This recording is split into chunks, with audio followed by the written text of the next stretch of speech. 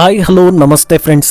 ಅಕ್ಷರ ಮಾಂತ್ರಿಕ ಕರ್ನಾಟಕ ಪತ್ರಿಕೋದ್ಯಮದಲ್ಲಿ ಅಚ್ಚಳಿಯದ ಹೆಸರು ಅಂತ ಕರೆಸಿಕೊಳ್ಳೋ ರವಿ ಬೆಳಗೆರೆ ವಿಚಾರ ಮತ್ತೆ ಮುನ್ನೆಲೆಗೆ ಬಂದಿದೆ.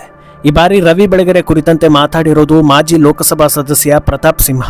ಬಹಳ ನೇರವಾಗಿ ಆಕ್ರೋಶಭರಿತವಾಗಿ ಏಕವಚನದಲ್ಲೇ ರವಿ ಬೆಳಗೆರೆ ಕುರಿತಂತೆ ಪ್ರತಾಪ್ ಸಿಂಹ ಆಡಿರೋ ಮಾತುಗಳು ವೈರಲ್ ಆಗ್ತಾ ಇದೆ. ಯಾಕೆ ತಾವು ಈ ರೀತಿ ಮಾತಾಡ್ತಾ ಇರೋದು ಅನ್ನೋದಕ್ಕೂ ಪ್ರತಾಪ್ ಸಿಂಹ ಒಂದಷ್ಟು ಕ್ಲಾರಿಟಿಯನ್ನ ಕೊಡ್ತಾ ಇದ್ದಾರೆ. ರವಿ ಬೆಳಗೆರೆ ತಮ್ಮ ಅತ್ಯದ್ಭುತ ಬರಹಗಳ ಜೊತೆಗೆ ಕೆಲವೊಂದು ವಿವಾದಗಳಿಗೂ ಕೂಡ ದಾರಿ ಮಾಡಿಕೊಟ್ಟಿದ್ರಿಂದ ಪ್ರತಾಪ್ ಸಿಂಹ ಹೇಳಿಕೆ ಪರ ವಿರೋಧ ಚರ್ಚೆಗಳಿಗೂ ದಾರಿ ಮಾಡಿಕೊಡ್ತಾ ಇದೆ. ಹಾಗಿದ್ರೆ ಪ್ರತಾಪ್ ಸಿಂಹ ಹೇಳಿದ್ದೇನು, ಆಕ್ರೋಶಕ್ಕೆ ಕಾರಣ ಏನು, ಜನರು ಹೇಳ್ತಾ ಇರೋದೇನು, ಎಲ್ಲದರ ಡೀಟೇಲ್ಸ್ ಕೊಡ್ತೀನಿ. ನೀವು ಮಿನಿಟ್ ಮೇಡ್ ಚಾನಲ್ ಅನ್ನ ಫಾಲೋ ಮಾಡಿ, ಸಬ್ಸ್ಕ್ರೈಬ್ ಮಾಡ್ಕೊಳ್ಳಿ. ರವಿ ಬೆಳಗೆರೆ ಪತ್ರಿಕಾ ಲೋಕದ ಪಾತಕಿ ಅಂತ ಪ್ರತಾಪ್ ಸಿಂಹ ಹೇಳಿರೋದು ಈಗ ಸಿಕ್ಕಾಪಟ್ಟೆ ಚರ್ಚೆಗೆ ದಾರಿ ಮಾಡಿಕೊಡ್ತಾ ಇದೆ. ಉತ್ತರ ಕನ್ನಡ ಜಿಲ್ಲೆಯ ಕುಮಟಾದಲ್ಲಿ ನಡೆದ ಸಾಧನ ಸೌರಭ ಕಾರ್ಯಕ್ರಮದಲ್ಲಿ ಭಾಗವಹಿಸಿದ್ದ ಪ್ರತಾಪ್ ಸಿಂಹ ಹಾಯ್ ಬೆಂಗಳೂರು ಅನ್ನೋ ಪತ್ರಿಕೆಯಲ್ಲಿ ರವಿ ಬೆಳಗೆರೆ ಸಿನಿಮಾ ರಂಗದ ಹೆಣ್ಣು ಮಕ್ಕಳ ಬಗ್ಗೆ ಕೆಟ್ಟದಾಗಿ ಬರಿತಾ ಇದ್ರು, ಅವರು ಭೂಗತ ಲೋಕದ ಪಾತಕಿ ಎನ್ನುವಂತೆ ಪತ್ರಿಕಾ ಲೋಕದ ಪಾತಕಿ ಅಂತ ನೇರವಾಗಿ ಹೇಳಿದ್ದಾರೆ. ಹಾಗೆ ಮುಂದುವರೆದು ರವಿ ಬೆಳಗೆರೆಗೆ ಅದೇನು ಹೊಟ್ಟೆಯುರಿ ಅನ್ನೋದು ಗೊತ್ತಿಲ್ಲ, 2023ರಲ್ಲಿ ಮೊದಲ ಬಾರಿಗೆ ನನ್ನ ಬಗ್ಗೆ ಬರೆದ್ರು, ಅವರನ್ನ ಪತ್ರಕರ್ತ ಅಂತ ಹೇಳಲ್ಲ, ಭೂಗತ ಲೋಕದ ಪಾತಕಿ ಅಂತ ಹೇಳ್ತಾರಲ್ಲ, ಹಾಗೆ ಪತ್ರಿಕಾ ಲೋಕದ ಪಾತಕಿ ಅಂತ ಇದ್ರೆ ಅದು ರವಿ ಬೆಳಗೆರೆ, ಅದನ್ನ ಎಲ್ಲರ ಎದುರುಗಡೆ ಹೇಳೋದಕ್ಕೆ ಬಯಸ್ತೀನಿ ಅಂತ ಕಿಡಿಕಾರಿದ್ದಾರೆ. ಆಮೇಲೆ ತಾವು ಮಾಡ್ತಾ ಇರೋ ಆರೋಪಗಳು ಯಾವುದು ಸುಳ್ಳಲ್ಲ, ಸುಮ್ನೆ ಅವರ ಬಗ್ಗೆ ಹೇಳ್ತಾ ಇರೋದಲ್ಲ, ಸಾಕಷ್ಟು ಕಾರಣಗಳು ಇದರ ಹಿಂದೆ ಇದೆ ಅನ್ನೋದನ್ನು ಕೂಡ ಹೇಳ್ತಾ ಹೋಗ್ತಾರೆ. ರವಿ ಬೆಳಗೆರೆ ಪ್ರತಿ ವಾರ ತಮ್ಮ ಹಾಯ್ ಬೆಂಗಳೂರು ಪತ್ರಿಕೆಯಲ್ಲಿ ಕನ್ನಡ ಚಿತ್ರರಂಗದ ಹೆಣ್ಣು ಮಕ್ಕಳ ಬಗ್ಗೆ ಅಸಹ್ಯವಾಗಿ ಬರಿತಾ ಇದ್ರು, ಸಮಾಜದಲ್ಲಿ ತಲೆ ಎತ್ತಿ ತಿರುಗದ ಹಾಗೆ ಮಾಡ್ತಾ ಇದ್ರು ಅಂತ ಟೀಕಿಸಿದ್ದಾರೆ. ಹಾಯ್ ಬೆಂಗಳೂರು ಪತ್ರಿಕೆ ಏನಾದ್ರೂ ಬಂತು ಅಂದ್ರೆ ಟೀ ಸ್ಟಾಲ್ ಅಲ್ಲಿ ಇಲ್ಲಿ ಗೂಡಂಗಡಿ ಎಲ್ಲಾ ಕಡೆ ನೇತಾಕಿರೋರು, ಒಳಗಡೆ ಚಿತ್ರಗಳಿವೆ ಎಚ್ಚರಿಕೆ, ಒಳಗಡೆ ಫುಲ್ ಡೀಟೇಲ್ಸ್, ಹೀಗೆ ಪ್ರತಿ ವಾರ ಯಾವ್ದಾದ್ರೂ ಒಂದು ಕನ್ನಡ ಚಿತ್ರರಂಗದ ಹೆಣ್ಣು ಮಗಳ ಮಾನ ಹರಾಜು ಮಾಡಿ ಅದರಲ್ಲಿ ಅವರು ಬದುಕಿದ್ದು.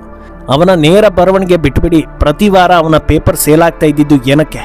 ಆಶಾಲತಾ ಅವರನ್ನ ಹೋಗ್ಕೇಳಿ, ಶ್ರುತಿ ಅವರನ್ನ ಹೋಗ್ಕೇಳಿ, ಅಮೂಲ್ಯ ಅವರನ್ನ ಹೋಗ್ಕೇಳಿ, ಶೃಂಗೇರಿಯಲ್ಲಿ ಒಬ್ರು ನಟಿ ಇದ್ರು ಅವರನ್ನ ಹೋಗ್ಕೇಳಿ, ಪ್ರತಿ ವಾರವೂ ಒಬ್ಬ ಹೆಣ್ಣು ಮಗಳ ಬಗ್ಗೆ ರೋಚಕವಾಗಿ ಅಸಹ್ಯವಾಗಿ ಬರೆದು ಸಮಾಜದಲ್ಲಿ ತಲೆ ಎತ್ತಿ ತಿರುಗಬಾರದು, ಆ ರೀತಿ ಮಾಡ್ತಾ ಇದ್ದಂತ ವ್ಯಕ್ತಿ ರವಿ ಬೆಳಗೆರೆ ಆಗಿದ್ರು ಅಂತ ಆರೋಪ ಮಾಡಿದ್ದಾರೆ. ಆಗ್ಲೇ ಹೇಳಿದ ಹಾಗೆ ಪ್ರತಾಪ್ ಸಿಂಹ ಹೇಳಿಕೆ ಪರ ವಿರೋಧ ಚರ್ಚೆಗಳಿಗೆ ದಾರಿ ಮಾಡಿಕೊಟ್ಟಿದೆ. ಅಕ್ಷರ ಬ್ರಹ್ಮ ಅಂತಲೇ ಹೆಸರು ಮಾಡಿದ್ದ ರವಿ ಬೆಳಗೆರೆ ತಮ್ಮದೇ ಆದ ಅಭಿಮಾನಿ ಬಳಗವನ್ನ ಹೊಂದಿದ್ರು. ಆ ಪೈಕಿ ಹಲವರು ಇಂಥ ಆರೋಪಗಳನ್ನ ಅವರು ಬದುಕಿದ್ದಾಗ ಮಾಡಬೇಕಿತ್ತು, ಅವರು ಇಲ್ಲದೆ ಇರುವಾಗ ಈ ರೀತಿಯ ಆರೋಪಗಳು ಸರಿನಾ ಅನ್ನೋ ಪ್ರಶ್ನೆಯನ್ನ ಕೇಳ್ತಾ ಇದ್ದಾರೆ.